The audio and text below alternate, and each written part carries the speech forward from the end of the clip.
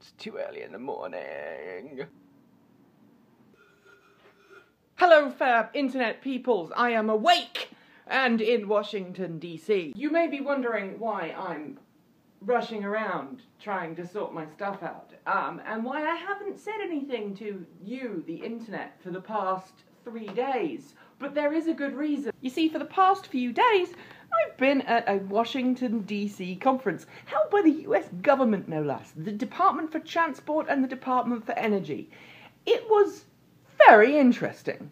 Also in a hotel from hell on Tuesday night. Never stay at the Days Inn Arlington. Seriously, it was like an old 1950s motel. It was so freaky I had to check out at 4:30 a.m. the next day, and I only stayed there because I was so tired I figured out if I drove anywhere else, I was gonna be dead. Thanks to Dennis and other people for suggesting that I change to the Hilton Garden Inn, which is a proper hotel with proper beds and heating that isn't either on or off, and a shower that doesn't have mould growing on it or green stuff, and a door that doesn't look like it will not stay closed if you close it, and was at least tried 4 times during the night because it was a motel-style room. Yeah, guess how much sleep I got on Tuesday. But my new hotel room is lovely. And here is my lovely hotel room, along with proof of why you should never live with me, because I am one messy lady. At 6 o'clock in the morning, I got up at 5 because I'm still jet-lagged, and I'm today off to New Jersey, via New York, via Long Island, New York, that is, to see some friends in the plug-in world. So expect more plug-in stuff from this side of the pond. But back to the conference. You see, the conference was all about how we could reduce our carbon emissions, specifically in the US, from an 80% reduction to 100% reduction by the century's end. And I heard from lots of really interesting people with lots of interesting theories and lots of really interesting ideas about how we could do that. Everything from electrified roadways to public transport to multimodal transport to car-sharing programs, even to one guy who proposed 2 separate different roads, one for low-speed vehicles and one for high-speed vehicles. It was pretty impressive. It was also kind of tough on the old noggin, which is why I haven't published much yet on it, because, well, I need time to think about this all before I tell you about it. But let's just say it's exciting.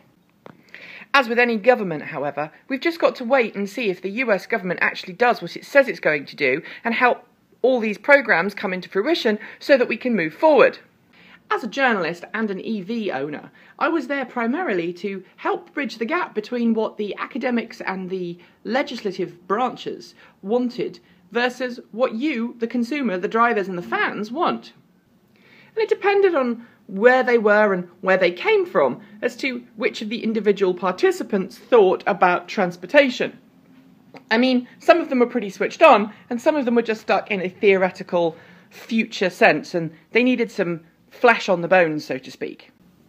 One of the things I was really careful to point out, however, was the need for 110-volt charging, really simple basic plugs. Because, you know, if you're going to electrify highways and you're talking about putting cantilevers or inductive paddles, you're talking about all these mass transit systems, sometimes you can just do the simple solutions to fix things. 110 charging would solve a lot of problems because people could charge where their cars are parked. And not just at work, but everywhere. 110-volt plugs everywhere. Yeah, I know what some of you Tesla and Nissan Leaf drivers are thinking. Well, what about charging really quickly? And you're right, charging really quickly is really important. And the discussion at the conference did revolve around that quite a lot. In fact, Tesla had 2 representatives there. But this conference wasn't about fixing problems. It was about thinking about how we could go about making this 80 to 100% reduction in the future. And the message I sent was that the technology we already have is pretty good. We just need to get it out there. We need to get it out there. We need to get people driving. We need bums in seats.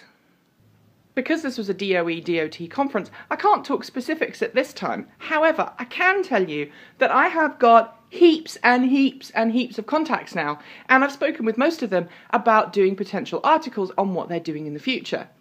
Of course, before I can say anything, they need to get approval that they can actually talk to me, a journalist, about what they're doing publicly on the record, as opposed to informally in a conference over the coffee.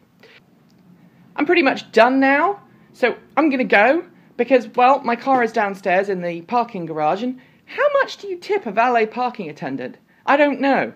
I've never used a valet parking attendant before. And before you have a go at me, the hotel I'm staying at now only has valet parking, and it's fairly reasonable valet parking, and frankly, it's been kind of nice not to drive around DC in a car for the past 2 days.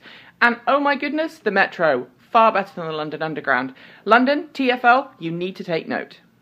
Except for those weird, wacky ticket machines that have this matrix, and you have to look on the matrix to figure out how much money you need to put in to get to your destination. And then it tells you, depending on what type of card you're using, you then have to add an arbitrary amount on top.